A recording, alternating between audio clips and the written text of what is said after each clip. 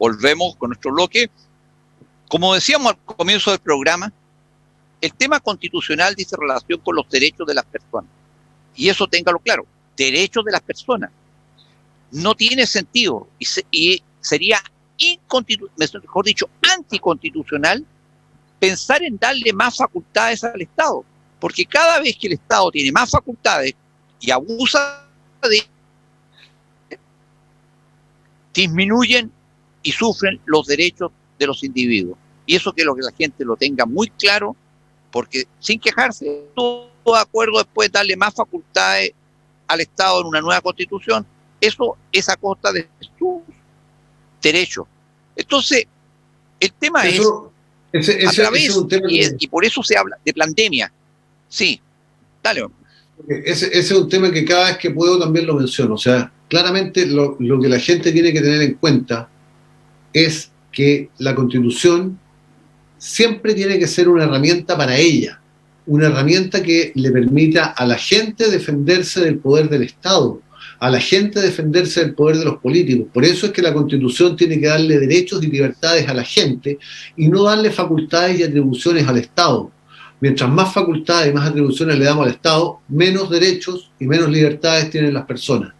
Por lo tanto, eso es importantísimo que la gente lo tenga en consideración, que lo tenga en cuenta cada vez que toma una decisión, cuando revisa una Constitución. Porque cuando esa Constitución es fundamentalmente de aquellas que le dan derechos, atribuciones y facultades al Estado, significa que el Estado, que naturalmente no tiene esos derechos y esas facultades y esas atribuciones, los toma de alguna parte. Y de donde los toma es ¿de quién? De la gente. ¿Y por qué los toma de la gente? Porque la soberanía reside en la gente. Y eso es así.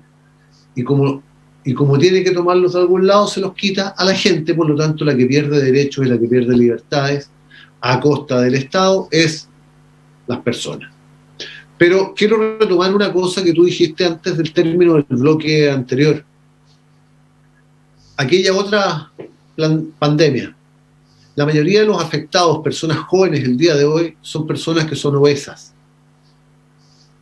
Y sin embargo, una de las actividades que permanecen cerradas hoy día son los gimnasios.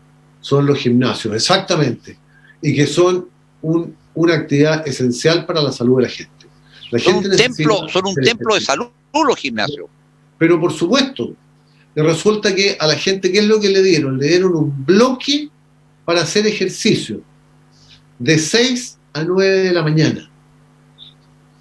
Pero tengamos en cuenta una cosa, si una cosa es hacer ejercicio y otra cosa es hacer deporte de manera controlada.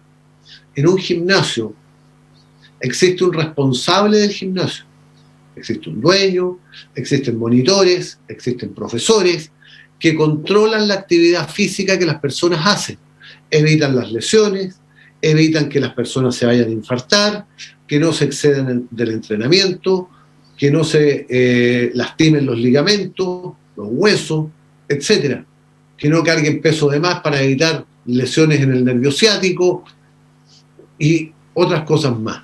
Sin embargo, cuando decimos, oye, vaya, salga a hacer ejercicio, sí, pero no es hacer ejercicio a tontas y a locas. No, hacer ejercicio está muy bien y todo, por lo menos yo personalmente, que soy deportista, que me gusta hacer ejercicio, que tengo conocimientos de deporte, no tengo mayor problema en repetir a lo mejor una de las rutinas anteriores que yo haya hecho. Perfecto, lo puedo hacer. Pero ¿toda la gente puede? Pues salir a correr es fácil. Pero hay que saber correr. Hacer unos cuantos abdominales es fácil. Hacer flexiones de brazo, ya, fácil. Colgarse de la barra probablemente también. Pero ¿estará corriendo como debe?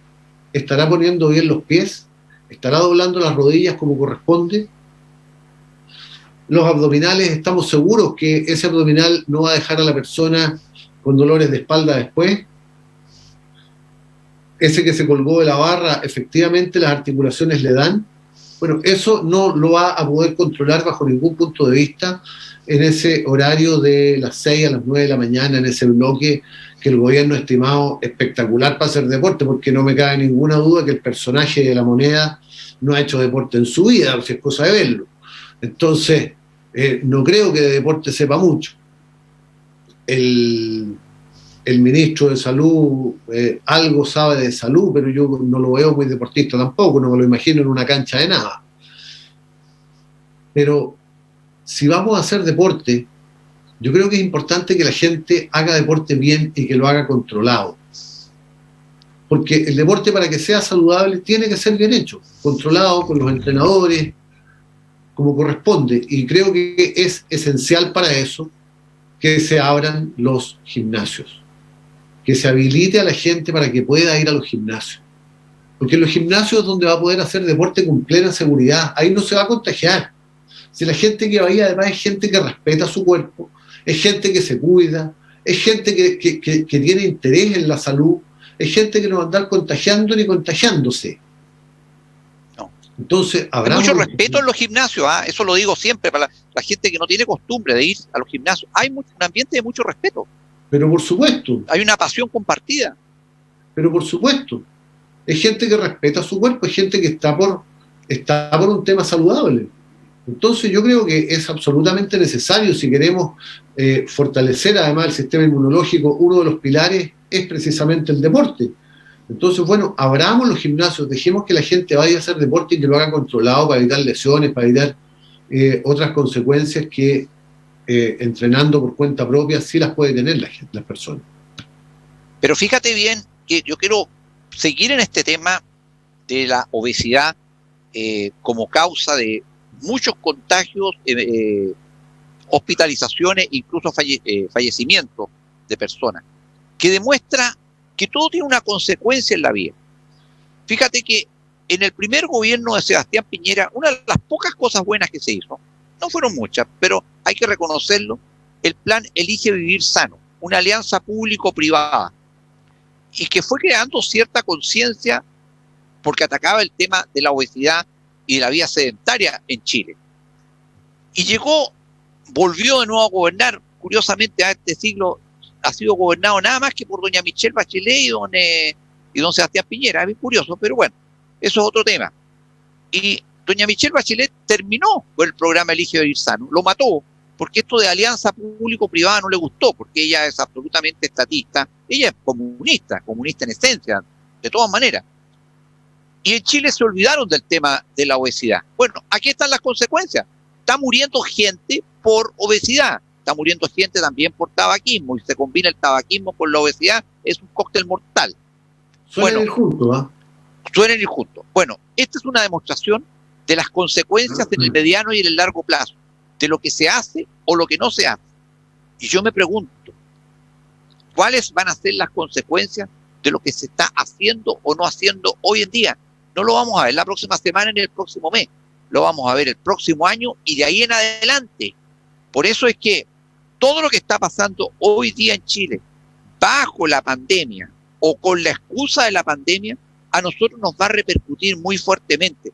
Porque uno de los temas en boga de la agenda ideológica que se ve en el Congreso es un disparate que se llama renta básica universal, que consiste en pocas palabras en instaurar en Chile un estipendio del Estado para todas las personas. Eso no está muy claro, que no pueden trabajar, que no tienen trabajo, o como una cuestión obligatoria para todos. En fin, no está muy claro, pero en el fondo se puede vivir sin trabajar.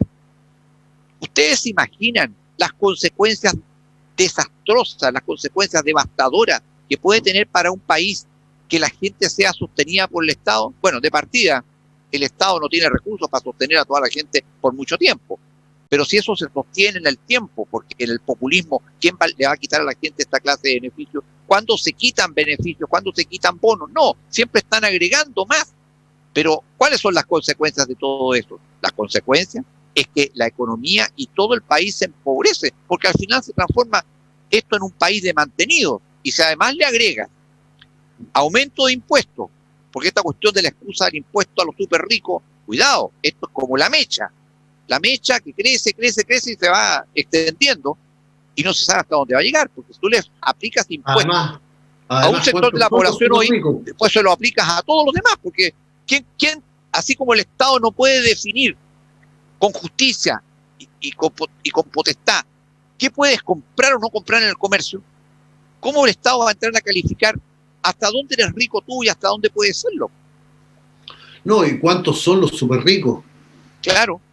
Si eso no va a alcanzar para nada, esa es una cuestión absolutamente eufemística, es una cuestión que no tiene mucho sentido, más allá de dar un carácter populista a la frase, pero ¿cuántos son los súper ricos? Eso no va a alcanzar ni para 6 meses, perdóneme, o sea, ¿de dónde?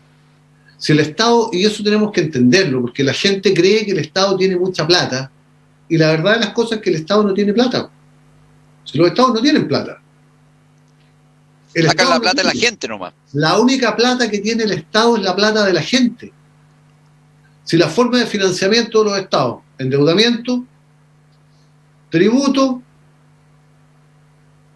el producto de las empresas del Estado, que son bastante pocas, y para de contar. Claro. En realidad, el mayor recurso que le ingresa al Estado mes a mes es el IVA, o sea, o también los otros impuestos que son determinados por la actividad económica, pero la actividad económica que desarrollamos los particulares. En consecuencia, un Estado va a ser más rico precisamente en la medida en que su sector privado se desarrolla y se mueve. Es decir, y si eso está constreñido o está impedido por medidas de este orden, el Estado va a ser más pobre. Dicho en palabras muy simples, hoy día el Estado de Chile es inmensamente más pobre que hace un año atrás. No le quedan recursos. Se dice por ahí, es que todavía tiene capacidad de endeudamiento, pero si esto es una locura, si un Estado al final tiene que comportarse como los particulares, no puede endeudarse hasta reventar, porque llega un momento que ya no puede pagar tampoco, y ahí vienen las consecuencias terribles, y así llegó Venezuela a ser Venezuela. Claro. La verdad, hay que pagarla. Entonces, ¿qué es lo que va a suceder? Porque no nos olvidemos que Chile no es un país grande, es un país bastante pequeño. Y como país pequeño no le van a aguantar la que hace Argentina, o la que hace Venezuela, que cuando quieren pagan, y si no quieren no pagan, y si no pagan no pasa nada. A Chile sí le van a cobrar, a Chile sí lo van a presionar, a Chile sí lo van a cogotar desde afuera. ¿Y qué es lo que va a tener que hacer? Lo que ya hizo una vez. Lo que ya hizo. No sé si, yo sé que tú sí te acuerdas, sí, pero la gente probablemente no se acuerda. Pero ¿tú te acuerdas cómo se pagó la deuda externa chilena? Fue con los famosos DL600 y con el capítulo 18 y 19 del compendio de normas del Banco Central de la época. Con los famosos contratos leyes, y que en el fondo significó hipotecar prácticamente la producción, o gran parte de la producción, porque todos los muchos años. Sí, y eso significó, digamos, lo que pasa que era, traían los pagarés de la deuda externa, y con esos pagarés de la deuda externa se presentaba un proyecto de inversión, y el Banco Central le pasaba la plata para hacer un proyecto de inversión, que habitualmente era un proyecto de inversión minera. Y eso significó, en definitiva, que la minería quedó hipotecada por muchísimos años, en términos prácticos.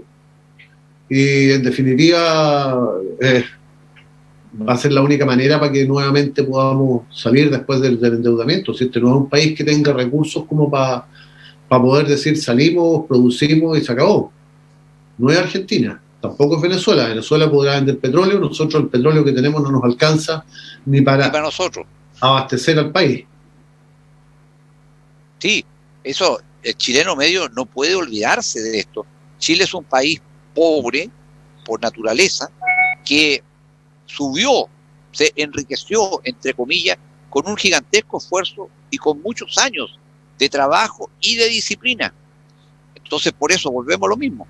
Si en Chile se ha perdido, porque se ha perdido la disciplina, y no se puede trabajar, y se ponen toda clase de trabas al trabajo, y entre las trabas al trabajo están los mayores impuestos, y también los impuestos de orden patrimonial, como esta cuestión, la patraña, el impuesto a los súper ricos, obviamente que el trabajo se dificulta o va desapareciendo. sin trabajo y sin disciplina, el país no tiene ninguna posibilidad de salir adelante. Y tenemos necesidades que van a ser... Ahí has dado en el clavo. Ahí has dado en el clavo. Sin trabajo y sin disciplina, no solo este país, sino que ningún país tiene posibilidad alguna de salir adelante. Y el famoso ingreso universal, este que se pretende, es una tontera gigante porque en el fondo fomenta, entre otras cosas, como tú decías, que se puede vivir sin trabajar, cuando en circunstancias que el gran premio por el trabajo bien hecho es que alguien pueda prosperar. Eso es el gran premio por el trabajo bien hecho. ¿A quién le subo el sueldo? A mis mejores trabajadores, a esos los premios les subo el sueldo. Y sirven de ejemplo para que los demás digan, como estos trabajaron bien, yo también trabajo bien porque también quiero que me suban el sueldo, también quiero prosperar. Eso es lo lógico, esa es la lógica, incluso la lógica de los países anglosajones. Una de las cosas pendientes y que seguramente una nueva constitución debiera contener explícitamente, porque este era un tema que hace décadas atrás no existía, era impensable, es el tema de que el Estado es soberano. Sí, hoy día ya se discute que los Estados seamos soberanos, y dentro de esa soberanía está el determinar sus fronteras y sus políticas migratorias, si es que tiene políticas migratorias. ¿Tú te imaginas en este país que hemos sido invadidos por inmigrantes de dudosa procedencia y necesidad, en que en el hecho tienen más derechos que el promedio de los chilenos, porque estos inmigrantes, por unos decretos de doña Michelle Bachelet, que el gobierno de Sebastián Piñera nunca ha derogado, tienen salud gratis, educación gratis, preferencia para postulación a vivienda, tienen más derechos en la realidad que el promedio de los chilenos. ¿Tú te imaginas que era el Ejecutivo Presidencial número 8 y 9 del año 2008, si no me equivoco? Bueno, tiene otros decretos adicionales hasta el 2015, que yo también he revisado. Bueno, pero como sea, en la práctica es un excelente negocio para un extranjero venirse a Chile. Porque además aquí no pasa nada. Ustedes los ven, aquí no los ven en Punta Arenas, pero en el centro de Santiago están viviendo en carpa frente a la Alameda, en el bandejón central de la Alameda, y piden plata, por favor. Yo entré por Colchane, no tengo trabajo, deme dinero. Eso lo viven los santiaguinos todos los días. Bueno, ustedes se imaginan si además estuviera establecido, como pretenden algunos demagogos o populistas, en la Constitución la renta básica universal, tendríamos millones de extranjeros en nuestras fronteras. Y nosotros tenemos fronteras abiertas porque nunca nos preocupamos de ese tema. Si ahora una de las fuentes de contagio está bien, yo creo efectivamente en el error del permiso de vacaciones, las fiestas y todo lo demás, pero ¿y cuántos migrantes, como se llaman ellos mismos, contagiados, no entraron por Colchane? Y recuérdese que el gobierno intervino en Colchane ¿cuándo? Intervino cuando se dejó caer el indeseable para el gobierno José Antonio Kast. Un día en Colchane hizo presencia, reclamó y todo. El ministro del Interior, este joven Delgado, de apellido Delgado, no sé qué tan delgado sea, fue al día siguiente. Y ahí se empezaron a preocupar del tema. Entraron miles de inmigrantes sin control alguno. Muchos de ellos con antecedentes penales, delincuentes, activistas del gobierno de Maduro, criminales, en fin, y contagiados. ¿Cuántos de ellos han venido con contagio y con las nuevas cepas? Si además pasaron cerquita de Brasil o por Brasil, en fin, esto nunca se sabe. No hay ningún seguimiento de estas personas. Ningún distanciamiento, nada. Nada de nada. Y los esperaban, oye, si esto estaba organizadísimo, los esperaban en buses para recogerlos en el desierto chileno. ¿Quién pagaba esos buses? ¿Quién organizaba todo esto? Si acá en Chile hay organizaciones como el Servicio Jesuita al Migrante que deberían ser investigados criminalmente o ser simplemente disueltas. Si esa cuestión es una afrenta a la soberanía nacional y a los intereses de Chile, promueven la invasión de nuestro país. Oye, si esta patraña de que la inmigración sea un derecho humano, ¿cierto? No es un derecho humano. Hay países muy decentes, te puedo mencionar Austria, Hungría, Japón, etcétera, que no tienen migración. Tú solamente puedes quedarte si te casas con un nacional, una cosa así. No tienen políticas migratorias. ¿Y por qué tienen que tenerlas? Si eso depende de cada país, po. pero evidente, si recibir a alguien en tu país es un privilegio, uno se debe sentir honrado de ser recibido en un país extranjero. Es como ir a la casa de alguien, pues, ser recibido en una casa. Obvio. Es un privilegio ser recibido, no es un derecho. Yo no le voy a tocar la puerta a mi vecino y le digo, oye, usted me tiene que recibir. No, ¿por qué? Si me recibe, es un privilegio que me reciba, yo me siento honrado de que me reciba. Si yo viajo a un país extranjero y me reciben amablemente, de turista o de lo que sea, es un privilegio que a mí me permitan entrar ahí. Si no puede ser y acuérdate del dicho, donde fueres, haz lo que vieres. Además, y el que llega a un lugar tiene que adaptarse al lugar. Así es.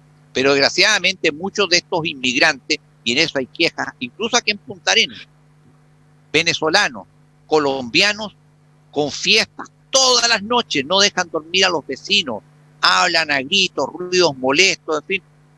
Podrán decir que es su cultura, pero perdóneme, usted vino a Chile, usted se adapta a la cultura chilena. Yo no me adapto a la cultura de Medellín, de Cali o de Caracas. Bueno, ahí es el ubicatex, ¿no es cierto? Y en Santiago, en Maruri, ya 2 veces ha tenido que concurrir Carabineros ante denuncias por ceremonias vudú, claro, de familias o de personas haitianas, digamos, que están haciendo sacrificios de animales, de gallinas y cosas así. Bueno, es que eso es algo que la gente no recuerda, porque el chileno medio hoy día, digámoslo con franqueza, Marcelo, es muy ignorante. El chileno se ha dedicado a hacer plata, pero en décadas no se ha leído un libro serio. La religión más extendida en Haití es el vudú. No son cristianos. Y segundo, nadie se olvida que